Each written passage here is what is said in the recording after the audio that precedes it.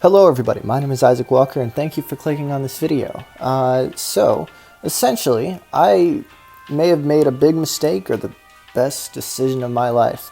I decided I wanted to turn Tom Holland into a croissant, or a QUACKSON.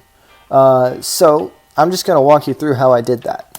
First, I dragged the files into Photoshop, then, enlarged the photo, made sure everything was proportionally correct, then I cut out the image of Tom, made sure that he was, the correct proportions and, where I wanted him to be. And then I went through and used the, what's it called, clone stamp tool.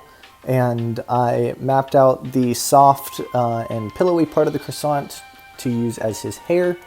And you'll see what I used for his skin tone and all that stuff in a second. But yeah, so I mapped out his hair, made sure that it was exactly the shape that it needed to be. Thankfully, cutting the image out helped with making sure that the edges weren't weird. And, well, not weirder than they already are at this point. And so, you've got this really nice Tom Holland hair that you kind of want to eat. And then I, was checking to make sure that on a blank page, or just a plain white background, it looked fine. It kind of looks like Elvis hair, just not as tall, but I really like it, so we're just going to stick with it. Then that's just me saving it, making sure that the file doesn't quit on me. And then, yeah, that's me checking on OBS. And then I went through and used the outer layer of the croissant as his skin.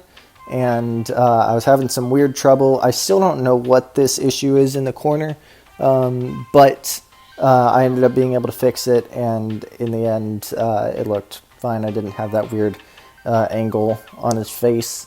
You guys might not even know what I'm talking about, but on his forehead, there was a weird thing. So his skin was definitely the weirdest thing to map out and make sure that I was getting right, but in the end, turned out fine. As you can tell from the thumbnail, I don't know if fine is the right word to use for it, but it turned out how I wanted it. And so I just sort of restarted a few times because it was looking weird. I needed to get the right transparency on it. And right here you can tell he is legitimately becoming one with the croissant. And so about now I'm going over his eyes to cut those out, cut out the eyebrows, make sure that all of the important details are still there.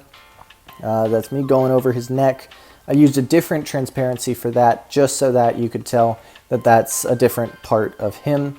And then we're about done. So then I saved the image, took off the croissant background, and that is how I turned Tom Holland into a croissant.